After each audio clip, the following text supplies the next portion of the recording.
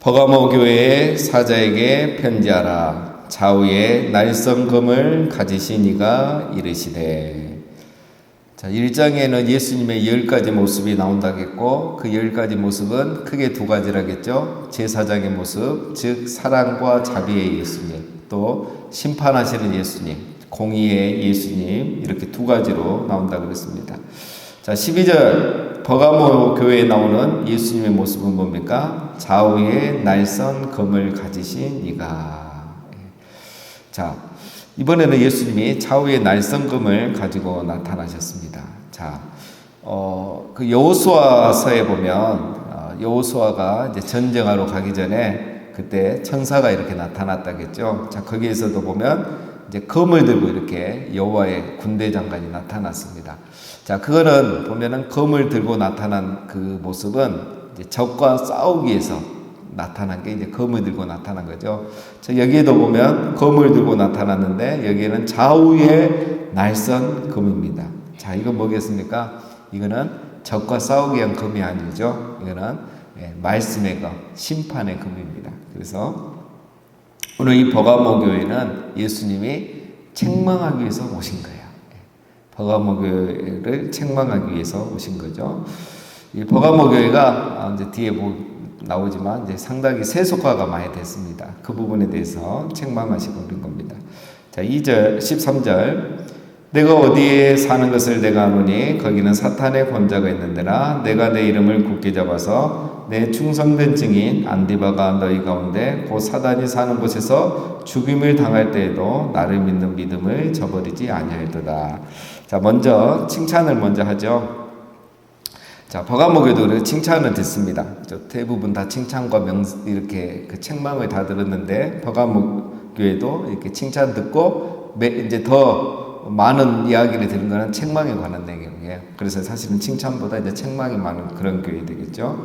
자, 버가모는 지금의 터키 지역이죠. 자, 그리고 옛날에는 이제 그 우시아 지역이었는데 이제 이 수도 역할을 했던 그런 아주 큰 도시입니다. 그래서 어제 말씀드린 것처럼 에베소, 서버나처럼 이제 상업적인 도시, 상업 도시고 항구 도시고. 자, 그런데 이 버가모는 방금 수도라 그랬죠. 그 당시에. 그래서 정치적인 도시입니다.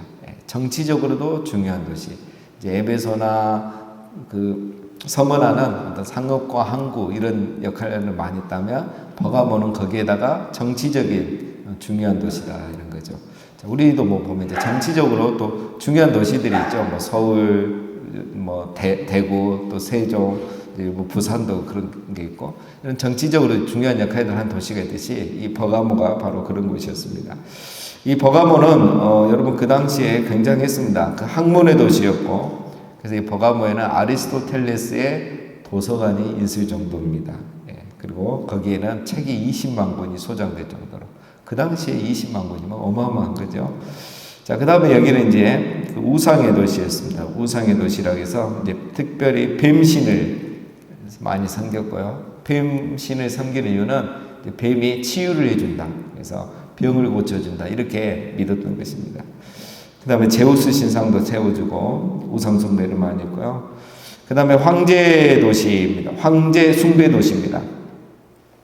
그래서 여기도 서머나처럼 로마 황제 숭배의 중심지였죠. 그래서 여기 이 버가모에서는 이제 아우구스티누스 황제를 위한 신전을 지은 최초의 도시예요. 제일 먼저 아우구스티누스 황제를 위해서 신전이 지었던 도시가 바로 이 버가모. 굉장히 정치적인 거죠. 그래서 이제 다른 데는 보통 이렇게 이제 신전에서 뭐 한 달에 한 번씩 이렇게 제사를 드렸다면 이 아우구스티누스 신전에서는 매일 제사를 드립니다. 매일 황제 숭배 의식이 있는 거예요. 그 정도로 충성된, 황제에게 충성된 도시입니다. 자, 그래서 오늘 13절은 뭐라고 하죠? 거기는 사탄의 권자가 있는 곳이다. 사탄의 권자가 있는 것이. 사단이 강력하게 역사하는 것이에요. 그래서 뭐 여러분 황제에게 충성하는 거 좋죠. 그런데 황제를 숭배하는 것도 다른 문제죠.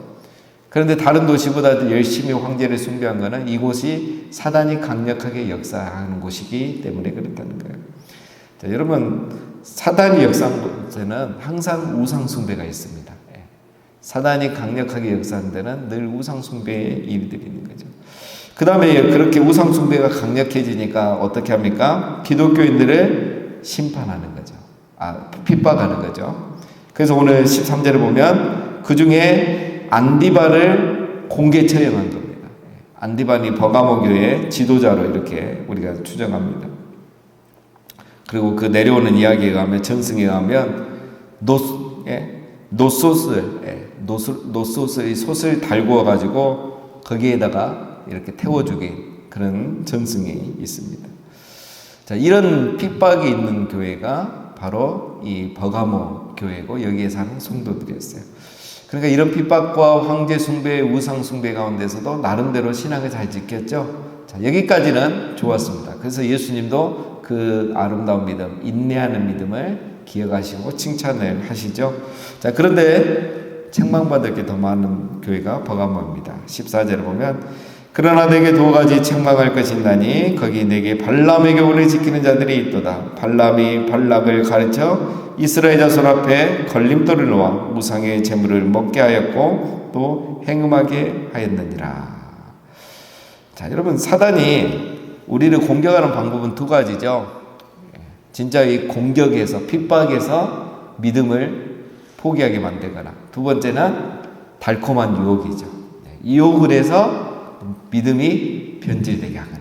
사단은 항상 두 가지를 이렇게 번갈아 가면서 사용하는데, 자, 첫 번째 핍박하는 방법도 썼죠. 13절에서. 근데 이렇게 해도 이 안디바처럼 죽으면 죽으리다 하고 순교한 사람이 있는 거예요. 그래서 이제 두 번째 쓰는 방법이 뭡니까? 달콤한 유혹의 방법이죠. 자, 보면은 발람의 교훈을 지키는 자들이 있도다. 자, 이건 이제 민수기 22장에 나오는 내용이죠. 발람이 이제 그 이스라엘을 발락을 이제 발락 선지자를 통해서 이스라엘을 저주하게 하는 방법이죠. 자, 그런데 이제 그 민수기 22장에 보면 정확히 나옵니다. 자, 발람의 교훈이란 것이 무엇인가? 자, 이스라엘 백성이 이제 요단강을 건너기 위해서 모압 광야에 진을 쳤을 때 일어난 일이죠. 그래서 모압 왕 발락이 이제 이 선지자를 통해서 이스라엘을 저주해 줄 것을 그렇게 부탁을 하죠.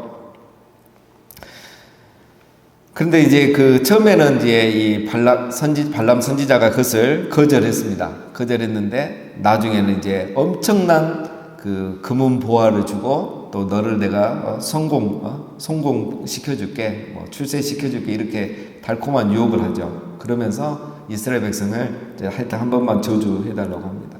그러니까 이제 그래도 막 거절하죠. 거절하는데 그리고 하나님도 이제 가지 말라고 하고 나중에 나아기를 통해서도 그걸 방해하시고 이렇게 막았는데 나중에는 이제 결국은 따라갑니다. 그래서 따라가가지고 이제 순종도 하고 그 다음에 이 결정적인 게 이스라엘 백성을 넘어뜨릴 실패하게 할 방법을 가르쳐 주죠. 그게 뭐냐면 모압에게 알려준 전략이 너희가 우상 숭배할 때 제사 드릴 때 그 사람들을 초대해라. 그래서 여인들을 통해서 유혹을 해라. 그러면서 여자들에게 유혹도 넘어가고 우상 제사에 참여도 하게 하고 거기서 먹고 즐기게 해라. 그러면 그 하나님이 가장 싫어하는 일이기 때문에 그들이 내가 굳이 저주하지 않아도 그들이 저주받고 멸하게 될 것이다. 이런 팁을 줍니다. 그래서 그렇게 해가지고 이스라엘 백성들이 넘어가가지고 하나님의 저주를 받죠. 그래서 무려 24,000명이 그날 죽게 되는 거예요. 그러니까 이 발람이 처음에는 순수한 마음을 가지고 있었는데 점점 변질이 되죠. 뭐예요? 그 달콤한 발락왕의 유혹에 넘어가는 거예요. 자, 이게 발람의 교훈을 따르는 자들의 모습입니다. 뭡니까? 결국은 이제 쉽게 말하면 세상과 타협하는 겁니다. 세속화되어 가는 거죠. 재물의 눈이 멀어지는 거예요. 그걸 거절하지 못하는 거예요. 그래서 이 버가모 교회는 처음에는 믿음을 지키다가 어떤 이런 압박을 받으면서 또 좋은 조건들을 제시하니까 이제 거기에 하나씩 넘어가는 거죠. 발을 담그기 시작하는 거죠. 그러면서 믿음을 떠나가는 이런 일들이 버가모 교회 안에 있었다라는 것입니다. 자, 15절. 이와 같이 내게도 니골라 당의 교훈을 지키는 자들이 있도다. 자, 니골라 당은 제가 어제도 잠깐 말씀드렸습니다. 그렇게 하면서 이제 점점 변질된 것 중에 하나가 또 뭡니까? 황제 숭배도 있을 거고, 또 니골라 당의 교훈을 지키는 자들도 있었다는 거죠. 자, 니골라 당은 뭡니까? 영지주의라겠죠. 쉽게 말하면 이원론을 주장하는 겁니다. 영과 육이 이렇게 다르다라는 거죠. 그래서 영은 선하고 가치 있고, 그 다음에 영은 천국에 나중에 가는 거고, 그 다음에 육은 무가치하고 악하고, 맨날 죄만 짓잖아요, 우리 육은. 그래서 육은 결국은 나중에 지옥에 가게 된다라는 것을 이 사람들이 주장했던 겁니다. 그리고 이제 이분들, 니골라 당은 이 율법의 때는 끝났다. 예수 그리스도가 오심으로 율법의 시대는 끝났고, 이제 은혜의 시대가 시작됐다. 그렇기 때문에 율법은 지키지 않아도 된다. 거기에다가 육은 악하고 결국은 버림받고 지옥에 가는 것이 아니기 때문에 마음대로 살아도 된다. 그래서 여기서 나온 게 뭐라 그랬죠? 무도덕주의, 무율법주의가 나왔다 그랬죠. 그래서 이제 이렇게 경건한 신앙생활을 하지 못하게 하는 거죠. 자, 이렇게 하면서 이제 이런 교리를 만들고 이렇게 신학화를 하면서 뭡니까? 쉽게 타협하는 거예요. 그래서 하나씩 무너지는 겁니다. 그게 문제죠. 쉽게 말하면, 오늘 우리로 말하면 자기 믿고 싶은 대로 믿는 거예요. 자기 믿고 싶은 대로 믿는 거예요. 기독교라는 옷을 입고, 복음이라는 옷을 입고 자기 정욕대로 신앙생활을 하는 거예요. 자, 여러분, 이것이 그때 니골라 당은 있었고 오늘날도 이런 모습이 교회 안에 많이 있습니다. 복음을 부정하면 이단이 되죠. 근데 이런 니골라 당의 신앙, 영지주의 신앙은 복음을 믿어요. 근데 복음에 다른 것을 더하는 거예요. 그러니까 하나님을 빙자하여 자기 종교를 만들어버리는 거죠. 요즘 여러분 이런 게 이제 교회 안에 자꾸 들어오려고 하죠.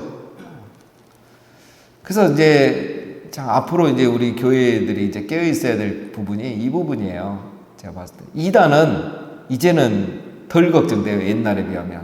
왜냐하면 이단은 여러분 드러나면 도망가요.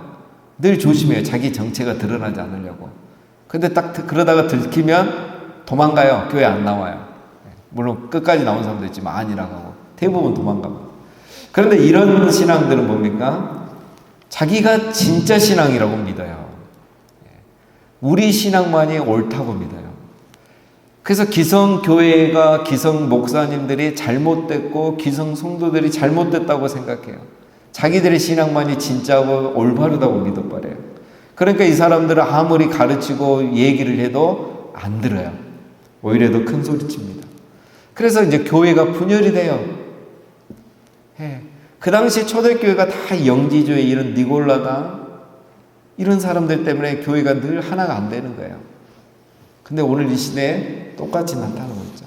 그래서 이단보다 더 무서운 게 오늘 복음에 다른 것을 잇는 그런 종교화된 신앙. 이게 이제 무섭습니다. 오늘 이 시대에 이제 우리가 싸워 나가야 될 일이죠. 자, 초대교회, 버가모 교회도 이런 사람들이 있었고 에베소 교회도 있었던 겁니다. 자, 그들을 향해서 뭐라고 합니까? 16절에 권면하죠. 그러므로 회개하라. 그리하지 아니하면 내가 내게 속히 가서 내 입의 검으로 그들과 싸우리라. 회개하라는 겁니다. 복음으로 돌아오라는 거예요. 복음에 다른 거 더하지 말라는 거예요. 세속화, 발람의 교훈, 니골라당의 교훈, 그 성경에 없는 겁니다, 여러분. 복음이에요. 예수 그리스도에 다른 게 없어요. 여러분, 예수님이 3년 동안 뭐 하셨습니까? 복음으로 싸우셨잖아요. 말씀으로 싸우셨잖아요. 복음인 겁니다.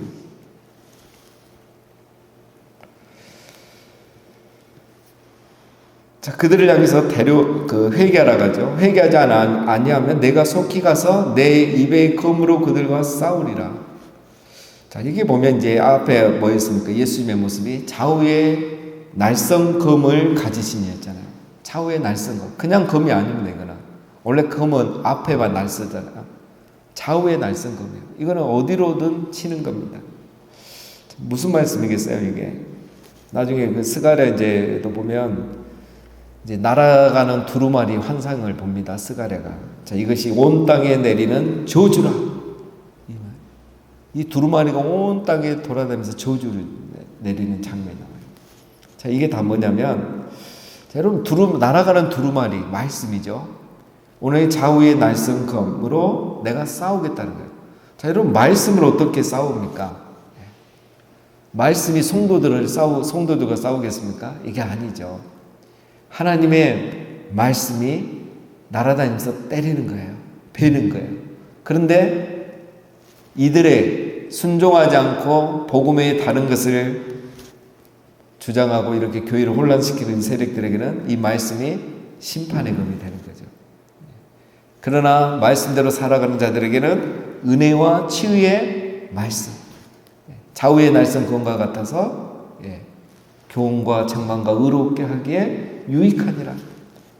그래서 누구 성도에게는 이 말씀이 은혜의 말씀, 치유의 말씀, 회복의 말씀이 되는데 불순종하고 있는 니골라당 영지주의자들에게는 이것이 어떻게 됩니까? 심판의 말씀이 되는 거예요.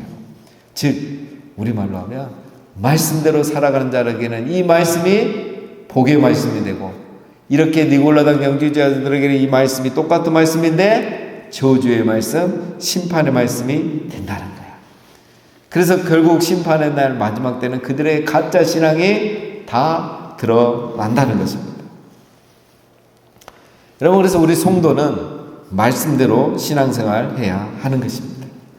자기의 생각이나 자기의 욕심이나 다른 것이 거기에 들어가면 아니 되는 거죠.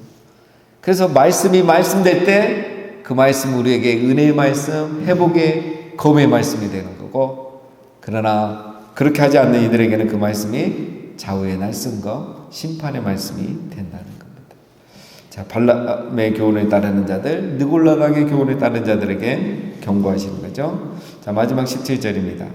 귀 있는 자는 성령이 그들에게 하시는 말씀을 들을지어다. 이기는 그에게는 내가 감추었던 만나를 주고 또 흰 돌을 줄 터인데 그 돌 위에 새 이름을 기록할 것이 있나니 받은 자밖에는 그 이름을 알 사람이 없느니라.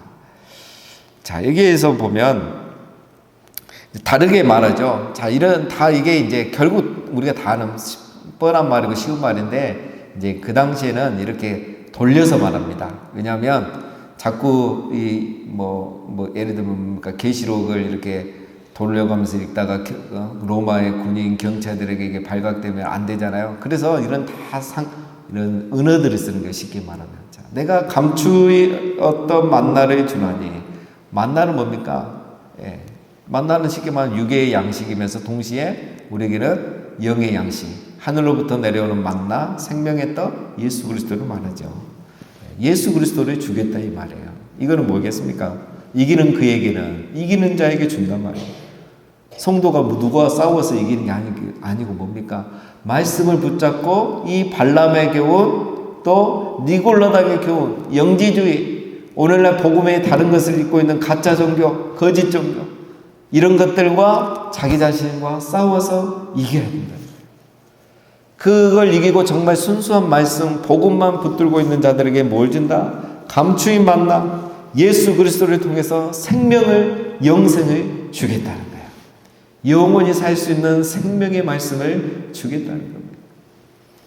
그래서 우리는 이 세상과 싸워서 이기지만 특별히 뭐와 싸워 이겨야 됩니까? 이 영주지, 오늘 이 시대의 발람의 교훈, 오늘 이 시대의 니골라당의 교훈들과 싸워서 내 믿음을 지켜야 돼요.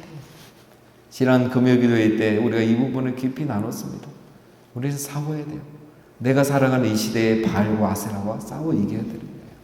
그런 사람에게만 감추었던 만나를 주시고 또 뭘 주십니까? 흰 돌을 준다는 거예요. 흰 돌. 흰 돌은 뭐냐면 그냥 그 당시에 이제 재판을 하잖아요. 재판하면 무죄 선언을 하고 죄 없는 자에게 그 돌을 주는 거예요. 당신은 죄가 없다, 무죄다. 오늘날 같이 전자문서도 있는 것도 아니고. 그러면 이제 그걸 가지고 자기의 무죄를 이렇게 말하고 증명하는 거죠. 무슨 말이겠습니까? 니골라당을 따르는 자들, 발람의 교훈을 따르는 자들이 옳은 게 아니라 네가 무죄야. 걔들은 유죄야. 자기 믿고 싶은 대로 믿는 그들은 유죄야. 너만이 무죄고 너에게는 내가 구원을 주고 생명을 주고 무죄의 기쁨, 자유의 기쁨을 줄 거야. 쉽게 말하면 다 구원해 주겠다 이거예요. 너희가 구원받은 자다. 마지막 때는 너희가 구원받은 자라는 게 드러날 거야. 나는 다 알고 있어. 이런 말씀을 예수님이 하시는 게 바로 이 17절 말씀인 것입니다. 정리하면 이렇습니다. 여러분, 버가모 교회는 핍박은 잘 견뎠는데 유혹에 넘어가 버린 거야. 그렇죠? 여러분, 핍박보다 힘든 것이 유혹입니다. 그렇죠? 그래서 우리 유명한 예화가 있잖아요. 사단 바람이 불고 막 추우면 우리 옷을 더 입잖아요. 근데 따뜻하고 햇볕이 쬐면 옷을 벗는 거예요. 그게 이제 사단의 유혹의 방법입니다. 그래서 여러분, 다윗도 고난 중에는 얼마나 믿음을 잘 지켰습니까? 근데 왕이 되고 나서 한 조그만 유혹에 그가 넘어가잖아요. 자, 여러분, 이 시대는 힘들어서 신앙생활 못하겠다는 사람 많지 않습니다. 유혹에 넘어가요. 이 시대의 발람의 교훈, 이 시대의 니골라당의 교훈에 다 넘어가요. 그래서 복음의 본질을, 말씀의 본질을 잃어가요. 그래서 생명력을 잃어갑니다. 감추었던 만나를 먹지를 않아요. 그게 오늘 이 시대의 버가모 교회의 모습. 그 모습이 오늘 이 시대의 교회 안에 있고 우리 안에도 있다는 겁니다. 오늘은 그 말씀을 예수님이 요한을 통해서 하신 겁니다. 바라옵기는 우리가 힘든 시절, 어려운 시절 신앙 잘 하셨듯이 앞으로 이 시대에도 발람의 교훈, 니골라당의 교훈으로부터 싸워 이겨서 날마다 감추었던 만나로 배부르고 영생하는 우리 모두가 다 되시기를 주님의 이름으로 축원드립니다.